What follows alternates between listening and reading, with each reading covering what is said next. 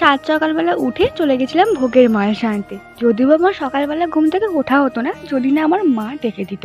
তাড়াতাড়ি করে ফ্রেশ হয়ে হাঁটা লাগালাম মন্দিরের দিকে, আমি আর আমার দিদি। আমি প্রতিদিন ভাবি যে সকালবেলা উঠবো, উঠে মর্নিং ওয়াক করতে যাব, কিন্তু সেই সকাল আমার আজ পর্যন্ত এসে পৌঁছায়নি। প্রতিদিন আমার অ্যালার্ম বেজে বেজে বন্ধ হয়ে যাবে, কিন্তু আমি আর উঠছি না। লেপ মুড়ি দিয়ে একদম গভীর ঘুমে আচ্ছন্ন হয়ে থাকি। আর দেখতেই তো পেলে আমার দিদি ক্যামেরার সামনে হাত দিয়ে খুবই ডিস্টার্ব করছিল, মজার ছলে। তো ওকে আমি একেবারে আউট করে নিজে নিজে একটু ক্যাপ মারছি।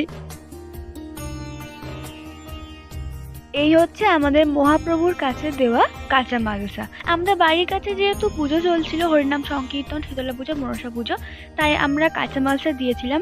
আর এই কাঁচা মালসাতে থাকে চিড়ে ভোগ।